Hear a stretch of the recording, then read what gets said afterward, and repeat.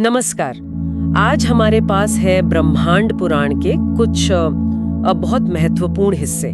ये प्राचीन ग्रंथ हैं और इनमें सृष्टि, भूगोल, समय के चक्र जैसी बड़ी बड़ी बातें हैं। तो आज कोशिश करते हैं इन पन्नों को पलटने की और ये समझने की कि ब्रह्मांड को लेकर यहाँ क्या खास नजरिया मिलता है। कुछ जरूरी विचारों को पकड़ते हैं। बिल्कुल। और ये जानना जरूरी है कि पुराण सिर्फ कथा कहानियां नहीं है। ये ब्रह्मांड, समय और हमारे अस्तित्व पर एक बहुत ही प्राचीन गहरा चिंतन पेश करते हैं। देखते हैं ये हिस्से हमें क्या सिखाते हैं। हाँ, तो चलिए शुरुआत करते हैं सृष्टि से। दुनिया बनी कैसे? इन हिस्सों में ब्रह्मा जी की भूमिका तो है ही और त्रिगुणों का जिक्र आता है, सत्व, रजस, तमस। ये गुण क्या हैं और सृष्टि बनाने में इनका क्या रोल है? हाँ, ये त्रिगुण मतलब सृष्टि के फंडामेंटल बिल्डिंग ब्लॉक्स कह सकते हैं। सत्व है संतुलन, प्रकाश, अच्छाई। रजस है गति, क्रिया, जुनून। और तमस है जड़ता, अंधकार, थोड़ा अज्ञान। पुराण बताते हैं कि ब्रह्मा जी रजोगुण से सृष्टि रचते हैं, फिर विष्णु जी सत्वगुण से उसे पालते हैं और शिव जी तमोगुण से संहार करते हैं। और दिलचस्प बात यह है कि ये सिर्फ कॉस्मिक लेवल पर नहीं है, ये हमारे अंदर भी है। हमारे मन की अवस्थाएं, कभी हम शांत होते हैं सत्व, कभी बहुत एक्टिव रजस, कभी एकदम सुस्त तमस। अच्छा, और ये सृष्टि बस एक बार होकर खत्म नहीं हो जाती है ना? यहाँ कल्प का भी जिक्र है। हाँ, सही कहा। कल्प तो समय की एक बहुत ही विशाल इकाई है। मतलब समझिए ब्रह्मा का एक पूरा दिन और रात। इसमें पूरी सृष्टि बनती है, फिर प्रलय में नष्ट होकर एक बीज रूप में सिमट जाती है और फिर से नई रचना शुरू होती है। ये एक तरह से अंतहीन रिसाइकलिंग है। कुछ भी परमानेंट नहीं, सब एक चक्र में है। वो भी बहुत अनोखा है। 4 युगों की बात आती है, सतयुग, त्रेता, द्वापर, कलयुग। सतयुग सबसे अच्छा और फिर धीरे धीरे गिरावट कलयुग तक। तो क्या इसका मतलब ये है कि गिरावट तो होनी है? देखिए, ये चक्रीय समय की धारणा हमारी आज की लीनियर सोच से बहुत अलग है। सतयुग में धर्म, नैतिकता, अच्छाई अपने शिखर पर होते हैं। लोगों की उम्र बहुत लंबी होती है। फिर त्रेता, द्वापर से होते हुए कलयुग तक इन सब में गिरावट आती है। हर युग लाखों साल का होता है। ये दिखाता है कि पुराणों में टाइम का स्केल कितना विशाल था। हाँ, लाखों साल। तो गिरावट निश्चित है, पर वो अंत नहीं है, क्योंकि कलयुग के बाद फिर से सतयुग लौटता है।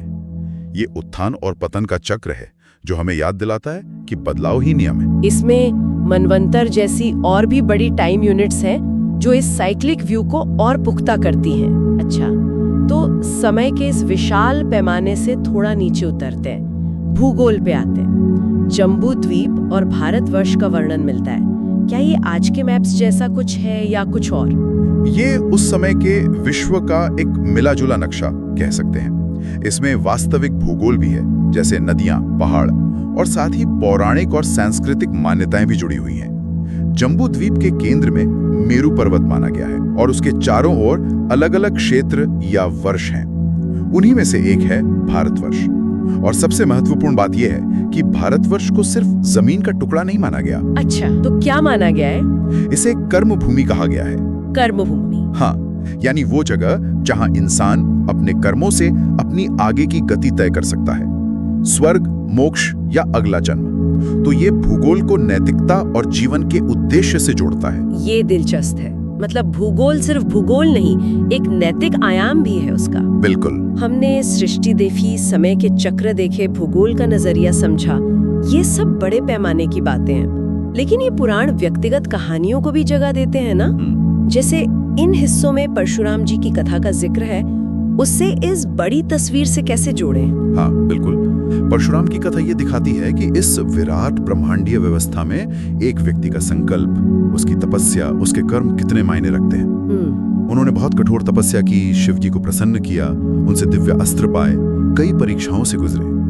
तो ये कहानी हमें दृढ़ निश्चय, तपस्या की शक्ति और गुरु शिष्य संबंध का महत्व बताती है। ये एक तरह से व्यक्तिगत स्तर पर कर्म भूमि वाले सिद्धांत का ही उदाहरण है कि कैसे अपने कर्मों से व्यक्ति देवताओं तक से वरदान पा सकता है और अपना भाग्य भी बदल सकता है। सही बात है। तो इन अंशों से हमने ब्रह्मांड पुराण की एक झलक देखी।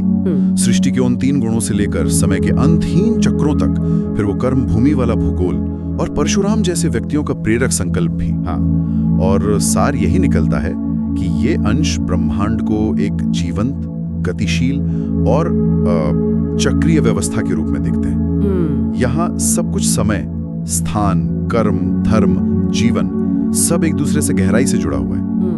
ये एक ऐसी दृष्टि है जहां अंत हमेशा एक नई शुरुआत का ही संकेत होता है। कोई फुल स्टॉप नहीं है, बस कॉमा है। वाकई सोचने का एक बिल्कुल अलग नजरिया है, ये बहुत गहरा। बिल्कुल। और यहीं हम श्रोताओं के लिए एक विचार छोड़ सकते हैं कि समय और ब्रह्मांड की ये जो प्राचीन चक्रीय समझ है, वो आज की हमारी भागदौड़ भरी सीधी रेखा में चलने वाली जिंदगी और सोच को कैसे प्रभावित कर सकती है। क्या इस पुराने ज्ञान में आज की चुनौतियों से निपटने के लिए कोई प्रासंगिक सबक छुपा हो सकता है? सोचने वाली बात है।